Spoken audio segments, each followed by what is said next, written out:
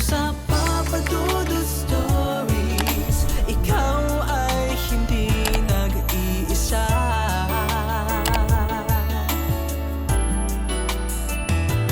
Dito sa Papa Dudut Stories, may nagmamahal sa'yo. Hi mga kabarangay! Kamakailan lamang ako ay naging avid listener ng inyong channel simula noong mapakinggan ko ang inyong horror story na Secret Society. Sobra akong kinilabutan noon at hindi ko ina-expect ang mga turn of events sa istorya na yon. Hanggang sa naalala ko na meron pala akong karanasan na nagpakilabot sa akin, kaya heto ako at nagpasya na akong sumulat sa inyo. At umaasa ako na isang gabi ay marinig ko ang aking kwento sa inyong channel. Papadudot, ako po si Dino, nasa early 30s na ako. Nagwo-work bilang isang welder at construction worker dito sa Qatar. Ang ikukwento ko sa inyo ay matagal nang nangyari, mga early 2000 pa. Ang totoo po niyan, ilang beses ko na itong naikwento noon sa mga kaibigan at kapamilya ko. Naging viral din ang story ko noong kausuhan pa ng Friendster at may mga nag-repost pa ng aking kwento. Anyway, nag-decide akong ikwento sa inyo ang aking karanasan para magsilbing aral na rin po sa mga estudyanteng mahilig magwalwal. Papadudot, noong panahong yon ay high school student pa lamang ako at aaminin kong sobrang pasaway ako. Noong kabataan ko, wala akong inaatupag noon kundi ang computer games at pagwawalwal. Oo papadudot, lakwatsero ako noon at nagkakating classes pa nga ako noon para lamang magpakawalwal kasama ng aking mga kaibigan at kabrad ko sa fraternity. Kaya tuloy noong panahong yon ay puro 75 ang grades ko at nasa pinaka last section ako. Hanggang 2005 kung saan ay graduating na ako sa high school. Naranasan ko ang isang nakakakilabot na pangyayari. Dahil nga isang buwan na lamang noon at magtatapos na kami ng high school, ay santambak noon ng mga projects, exams at kung ano-ano pang mga requirements. Hindi ko naman pwedeng gawin yon kasi malilintikan naman ako sa aking mga magulang na umaasa na makakagraduate ako ng high school. Pinagtiyagaan ko ng tapusin ang lahat. At sa awa naman ng Panginoon ay natapos ko ito on time. Kaya pagkatapos ng ilang araw na puyatan at cramming ay napagdesisyonan namin ng barkada ko na magwalwal muna. Stress reliever ika nga nila. Plinano naming pumunta sa bahay ng tropa ko somewhere in Rizal para doon na mag-inuman. Kaming lima ay manggagaling sa Quezon City at sabay-sabay na pupunta since iisa lang kami ng dorm. Ako lang ang minor de edad noon habang yung mga kaklase ko ay nasa 18 years old pataas na. Tatlo kaming nakasakay sa kotse ng kaklase kong si Rex. Habang yung dalawa pa naming katropang sina Marlon at Jonas ay doon sumakay sa motor na pag-aari ng huli. Around 11 p.m. noong nakarating na kami sa part na parang zigzag. Kakaunti na lang din yung dumadaang mga sasakyan. Ang weird kasi, nakaramdam ako ng parang kakaibang feeling that time na doon ko lamang naramdaman. By the way, nauuna kami sa nakamotor kasi dumaan pa sila sa gasoline station. Medyo binagalan ng kaklase ko ang takbo para magpang-abot lamang kami. Pre, ang tagal naman ng dalawa, baka naligaw na yon, ang sabi ng isang kaibigan kong si Jake. Baka gumamit sila ng shortcut at nauna na sila sa atin, ang sabi ko naman. Hindi ko maiwasan na kabahan noon dahil parang may nakukutuban akong hindi magandang mangyayari. Mga pre, wag na lang nating ituloy ang pagpunta natin sa bahay ni Erwin. Kinukutuban kasi ako ng hindi maganda. Maya-maya ay sabi ko sa kanila. Ano ka ba, Dino? Nasa antipolo na tayo tapos ngayon pa tayo aatras. At saka matagal na nating pinagplanuhan to, ang wika ni Jake sa akin. At saka walang mangyayaring masama sa atin. Magiging masaya ang gabi natin kina Erwin, lalo pat may mga inibitahan din siyang mga babaeng pwede nating makilala. Makakwentuhan at alam mo na, pilyong sagot ni Rex sa akin habang nagmamaneho. Malay mo, Dino, baka mawala na yung virginity mo ngayong gabi. Natatawang biro pa ni Jake sa akin. Natawa na lang din ako sa sinabing yon ng kaibigan ko pero papadudot, hindi natanggal noon ang kaba ko.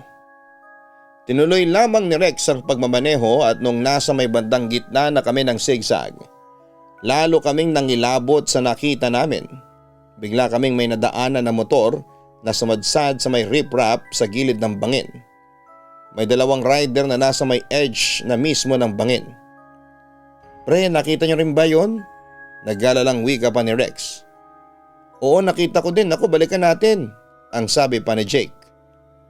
Nakaramdam naman ako ng labis na takot nang mapansin kong parang pamilyar ang motorsiklong nakita namin. Rex, ako lang bang nakapansin na yung motor kagaya nung kay Jonas? Ang sabi ko. Kahit natatakot na kaming tatlo ay binalik namin yung sasakyan sa part na yon. Baba kaming tatlo at buti medyo maliwanag dahil may street light. Halos hindi kami makagalaw noong nakita namin ng malinaw yung dalawang riders na walang buhay at duguan. Yung dalawa kong barkada na nakamotor sina Marlon at Jonas. Hindi ko magets paano sila nauna kami yung nauna kanina. Umagulhol na si Jake sa sobrang takot at tatawag na sana siya ng tulong nang biglang nag-ring yung phone. Kinilabutan ako dahil ang tumatawag sa akin ay walang iba kundi si Marlon. Muli kong tinitigan ang bangkay ni Marlon at sinuri kong dalaban niya ang kanyang cellphone pero wala akong nakita. Kaya nagpa siya akong sagutin na lamang yon, Papa Dudut. Sa pag-aakalang baka naiwan ni Marlon ang kanyang cellphone sa kanyang bahay at ang mga magulang niya ang tumatawag sa akin. Kaya nagpa siya akong pindutin ang receive button. Lintik pare, ba't ngayong mo lang sinagot? Mga buwisit kayo, kinakabahan na kami sa inyo. Halos masendak ako nang marinig ko ang boses ni Marlon na tumatawag sa kabilang linya. Imposible. Muli kong tiningnan ang bangkay ni Marlon at gulong-gulo ang utak ko noon pero sinagot ko na lamang. Ano ba pare? Langya naman nasan ba kayo? Nagmumulto ba kayo sa akin? Nakatayo kami dito sa bangkay ninyo Sigaw ko sa kanya. Nagtingin na naman sa akin sina Rex at Jake at nagtataka sa sinabi ko. Sinong kausap mo, Dino? Nagtatakang tanong ni Rex sa akin. Nang titigan ko siya ay halata ko ang takot sa kanyang mga mata. Pero papadudot mas lalo akong kinilabutan sa mga sinabi ni Marlon sa kabilang linya. Pre, nandito kami sa taas ng sigsag. May natatanaw kaming kotse na dumausdos sa bangin. Natakot kaming bumaba pero kamukha ng sasakyan ninyo kaya tumawag ako para masigurado na hindi kayo to. Grabe, kinakabahan kami. Hindi ko alam, Papa Dudot, pero hindi pa rin ako mapalagay.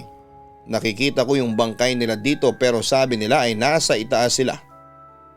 Galing sa may part na pinagdausdusan ng motor, bumalik kami sa main road at lumingon sa taas para tignan kung nandun nga yung dalawa kong tropa. Nandun nga sila. Yung katropa kong si Marlon ay hawak pa rin ang phone niya, ganoon din ako. Bali nasa taas yung dalawa nakaharap sa aming tatlo sa may babang part ng sigsag pero grabe. Halos maduwag na ako sa takot sa sinabi niya sa tawag habang naiiyak at napapamura. Pre, ano ba to? Ayoko na, sabi ko. Huwag kayong mag-freak out ha. Tanaw na tanaw namin kayo dito. Duguan tapos walang ulo. Dagdag ko pa. Mamayang kaunti ay biglang narinig kong nagsalita si Jonas sa kabilang linya. Dino, huwag kayong lumapit dyan, hindi kami yan. Mga demonyo yan. Kapag lumapit kayo dyan at hinawakan ninyo yan, kukunin nila kayo. Dahil sa sinabing yon ni Jonas ay nagpanik na ako. Bumaling ako sa dalawang bangkay at napasigaw ako nang makita kong hinahawakan ito nina Jake at Rex. Jake, Rex, huwag ninyong hahawakan yan, mga demonyo yan, naibulalas ko. Agad namang bumalikwas sina Jake at Rex at tumayo sa dalawang bangkay na nakita namin. Pero Papa Dudut, hindi ka maniniwala pero nanlaki ang mga mata namin nang bigla naming makitang kumilos ang dalawang bangkay. Kumikilos yung dalawang bangkay. Anong nangyayari, Dino? Panic mode si Rex habang pinagmamasdan namin ang unti-unting pagbango ng mga katawang walang ulo. Tara, umalis na tayo dito, ang sabi ko sabay hila sa dalawa kong katropa at nagmamadali kaming bumalik sa aming sasakyan. Kahit na nasa loob kami ng sasakyan ay hindi namin maiwasang mataranta at sumigaw sa takot dahil sa nakita naming palapit ng palapit ang dalawang bangkay na walang ulo. Buti na lamang at agad na nakastart si Rex ng kotse at agad kaming humarurot palayo sa dalawang bangkay na lumalapit sa amin. Habang nasa kotse ay tarantang-taranta kaming tatlo at hindi makapaniwala sa aming mga naranasan. Hanggang sa naisipan kong muling tawagan sina Marlon at Jonas. Agad namang sumagot si Marlon at nasa biyahe na rin sila pabalik ng Quezon City. Pero hindi tumagal ang pag-uusap namin dahil nasa biyahe din sila ng mga oras na yon. Sabi ko na sa inyo kanina pa na kinukutuban na ako may mangyayaring hindi maganda sa atin. Ang sabi ko. Grabe, Dino. Nagkatotoo yung kutob mo, naibulalas pa ni Jake. Pero totoo ba talaga yung nakita natin? Hindi ba tayo namamalikmata lang? Obvious na nasa stage of shock at disbelief pa rin kaming tatlo. Hindi naman kami lasing noon at lalong hindi kami mga addict para makaranas ng mga hallucinations. Pag-uwi namin sa dorm ay nadatnan namin sina Marlon at Jonas na sinusunog ang kanilang suot na damit. Sunugin niyo na rin yung mga suot ninyong damit, wika ni Jonas sa aming tatlo. Yung nakita ninyo ay baka kamatayan yon at sinusundo tayong 5. Kaya sabi sa amin ni Lola, sunugin daw namin ang suot naming damit para mawala yung sumpa, ang sabi pa ni Marlon. Agad naman naming hinubad ang mga damit na suot namin kasama na pati ang underwear at isinama namin yon sa sinunog na damit ni Marlon at Jonas. Pagkatapos noon, Papa Dudut, ay hindi ako nakatulog ng ilang gabi dahil sa sobrang takot. Ganon din sina Rex at Jake na madalas pang bangungutin pagkatapos ng nakakatakot naming karanasan. Napansin naman yun ni Marlon at Jonas at labis silang nag-alala sa aming tatlo at pinayuhan nila kaming uminom ng calming tea para kumalma daw kami. Pero Papa Dudut, lalong lumala ang sitwasyon. Nagkaroon kami ng anxiety attacks at hindi kami nakapasok sa school para dumalo ng graduation practice. Ako naman, para matigil na ang aking takot at makapag-move on na sa mga nangyari, ay nagpasya akong magsimba sa Santo Domingo Church at doon ay palagi kong ipinagdarasal sa Diyos na tulungan niya akong mawala ang takot sa aking dibdib. Pero Papa Dudut, iba ang nangyari. Lalo akong natakot na mangyari ang hindi namin inaasahan. Habang papasok kaming tatlo sa school at patawid sa highway, nang biglang may humarurot na bus sa aming nilalakaran at nahagip noon si Rex. Kitang-kita ko, Papa Dudut, kung paanong pumailalim ang kanyang katawan at kung paano yon nadaganan ng naglalakihang gulong ng bus. Pero napasigaw ako sa sindak nang makita kong magulungan ang ulo ni Rex na siyang naging dahilan para sumabog pa ito. Takot na takot kami ni Jake ng mga sandaling yon. Katunayan, naihipa nga ako dahil sa nasaksihan ko. Agad na nagkagulo ang mga tao na nasa gilid ng highway habang huminto naman ang bus kung saan ay kinuyog ito ng mga tao. Papa Dudut, yun na siguro ang pinaka-traumatizing na nasaksihan ko sa buong buhay ko. Nang makarating sa school management namin ang nangyari kay Rex, ay agad ito nagpamisa kung saan lahat ng mga graduating high school students ay dumalo. Habang kami naman ni Jake ay hindi na mapakali sa labis na takot. Samantala, isang araw lang naming pinaglamayan noon si Rex. at agad itong nilibing dahil na rin sa request ng pamilya nito. Kinagabihan habang natutulog kaming lahat sa aming dorm ay biglang nagsisigaw si Jake. Siyempre nagising kaming tatlo. Ako, si Marlon at si Jonas. Natagpuan namin si Jake na nakahandusay sa sahig at umiiyak sa takot.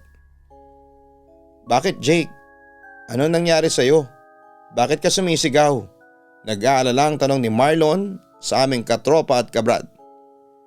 "Si Rex, nagpakita siya sa akin. Pilit niya akong sinasama dun sa madilim na pintuan. Nung ayaw kong sumama ay nagtalukbong ako. Inila niya mga paa ko papunta dyan sa madilim na pintuan. Buti na lang at nagising kayo." Umiiyak na wika pa ni Jake sa akin. Napatingin naman kaming tatlo sa sinabing madilim na pintuan. Nagtataka kami bakit bukas yon. Dahan-dahan naman kaming lumapit sa pintuan at sinilip yon at walang tao sa hallway ng dorm. At tanging ang pinto lang namin ang bukas. Pero papadudod sa dulong bahagi ng pintuan ay may naaninag akong itim na figurang nakatayo. Tinitigan ko yung mabuti at tumaas ang balahibo sa buong katawan ko. At bumilis ang tibok ng puso ko nang bigla na lamang itong tumakbo palapit sa pintuan namin. Dahil dito ay nagpanik ako at naisarado ko kagad ang pintuan. "Anong nakita mo, Dino?" Nagtatakang wika pa ni Marlon sa akin. "Mukhang totoo yung sinasabi ni Jake, Marlon. May nakita akong nakakatakot sa labas na ibulalas ko." Pero bago pa ako makapagsalitang muli ay nagulat kami nang biglang gumalaw ang doorknob ng pinto namin na para bang pinipilit itong buksan.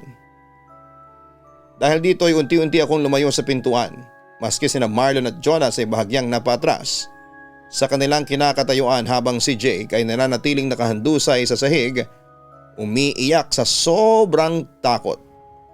Hanggang sa bigla na lamang magbukas ang pinto namin at isang malakas na hangin ang sumalubong at pumasok sa loob. Lalo kaming napaatras nina Marlon at Jonas. Pero papadudot nagulat kaming tatlo nang biglang sumigaw si Jake. Biglang hinila ng isang tila ba unseen force ang paa ni Jake palabas ng aming kwarto. Binalaksan na naming tulungan si Jake pero napasigaw at napatras kami nang biglang may nakita kaming figura sa madilim na pintuan. Si Rex, lasog-lasog at duguan ang katawan nito. Papadudot, hindi ko alam kung maniniwala ka pero kitang-kita naming tatlo na kinakaladkad nito si Jake palabas ng aming kwarto. At pagkatapos noon ay bigla na lamang itong naglaho na parang bula. Siyempre natakot at naguluhan kami. Hindi namin mawari kung totoo ba yung nakita namin o nananaginip lamang kami. Pero papadudot, totoo ang lahat at paglabas namin ng kwarto ay wala kaming nakita ni bakas ni Jake.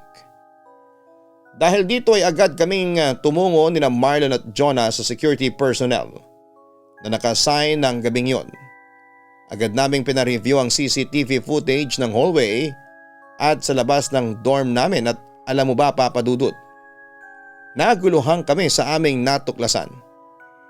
Papadudot, nangyari yon na hinila si Jake ni Rex bandang alas 3 ng madaling araw. Pero sa CCTV alas 12 pa lamang ng madaling araw. Habang natutulog kami ay nakitang umalis si Jake ng dorm. Nakayapak at parang wala sa kanyang sarili. At ayon pa sa security na nakausap namin ay nakita niya si Jake na umalis ng dorm pero hindi na bumalik pa. Kung ganoon ay sino yung nakita naming umiiyak at nakahandusay at kinuha ng multo ni Rex? Pagkatapos noon ay hindi na kami nakatulog na tatlo. Hanggang sa sumapit na nga ang umaga. Nabalita na lamang namin mula sa lolang namamahala sa dorm namin na mayroong nagpakamatay sa pamamagitan ng pagtalon sa pinakamataas na palapag ng kalapit na abandonadong building. At hindi yon nagtagal para malaman naming si Jake ang taong nagpakamatay. Ayon pa sa investigasyon, alas 12 pasado, inihinalang nagpakamatay nga itong si Jake. So yung nakita naming Jake na sumisigaw sa loob ng kwarto namin ay hindi talaga ang kaibigan namin. o maaaring kaluluwa yun ni Jake na bumalik sa dorm namin pero kinuha siya ng mga masasamang elemento. Naganap yon 4 days before ng graduation namin. 2 na ang namatay sa batch 2005. Nakaramdam ako ng mas matinding takot dahil biglang nag-flash sa akin ang alaala ng 2 bangkay na nakita namin at pinagkamala naming sina Marlon at Jonas. Hinawakan kasi yon nina Rex at Jake. Kaya malaki ang posibilidad na yon ang dahilan kaya kinuha sila kaagad ni kamatayan. Samantala nagkataong dumating naman sa dorm ang aking mga magulang at doon ay napayakap ako ng mahigpit sa kanila. Doon ko sinabi sa kanila ang takot ko na baka ako ang susunod na mamamatay pero agad akong pinakalma ng aking mga magulang at sinabi nila na hindi mangyayari yon kung malakas ang pananampalataya ko sa Diyos. At ng araw ding yon, Papa Dudut, ay sabay kaming nagsimba sa Santo Domingo Church at doon ay pinagdasal ko sa Diyos na sana'y hindi ko maranasan pa ang mga nakakatakot na mga naranasan ko sa aking buhay. At sa awa naman ng Diyos ay wala namang nangyari sa akin. Nakagraduate kami ng high school ni Marlon at Jonas ng matiwasay. Hindi nga nagtagal ay naka-move on din ako sa tulong ng aking mga magulang. Pagkatapos noon, pagdating ng June 2005, ay sinimulan ko na ang panibagong journey ko bilang isang college student. Unfortunately hanggang 3rd year lang ang inabot ko kasi naghirap ang pamilya namin. Pero Papa Dudut, hindi ako tumigil noon at nagpasya akong maghanap ng trabaho. Napasok ako bilang checker sa SM North EDSA. At nang makaipon ako ay nag-resign ako sa trabaho at nag-aral ako ng vocational course sa pagwe-welding at yun nga Papa Dudut, natapos ko din yon at naging isang welder at 1.5 taon ang lumipas ay nagpa siya ako mag-apply sa ibang bansa at maswerteng natanggap sa Qatar. At heto nga Papa Dudut, hanggang ngayon ay dito pa rin ako nagtatrabaho sa Qatar at umuwi ako ng Pilipinas para magbakasyon na lamang kada 6 na buwan. Sa ngayon Papa Dudut ay wala pa rin po akong asawa pero patuloy ang aking komunikasyon sa aking mga magulang na meron ng sariling negosyo dyan sa Pilipinas. Isang pizza, burger at takoyaki store. Papa Dudut, ito lamang ang experience kong may babahagi ko sa inyo at sana'y magsilbing aral po ito sa mga estudyante ngayon na nakikinig sa iyo. Huwag maging pasaway na estudyante. Mag-aral muna bago magwalwal. Kasi ako, kung hindi ako mahilig magwalwal noon ay baka hindi ko na-experience ang nakakatakot na pangyayaring yon sa aking buhay. Nasa inyo na lamang kung maniniwala kayo o hindi sa aking kwento. Muli maraming salamat. God bless sa inyong lahat.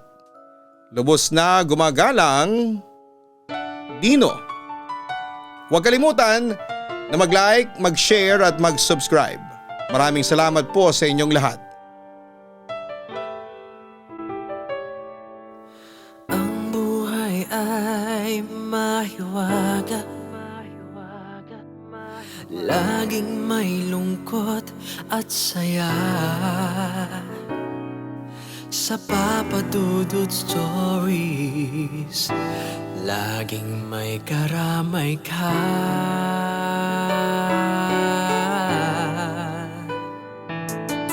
Mga problemang kaibigan, dito ay pakikinggan ka.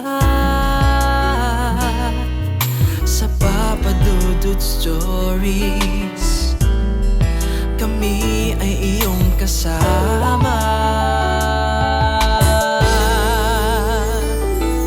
Dito sa Papa Dudut Stories, ikaw ay hindi nag-iisa.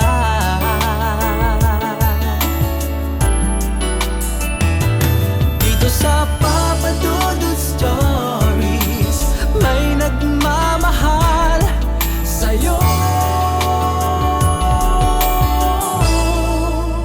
Papa Dudut Stories.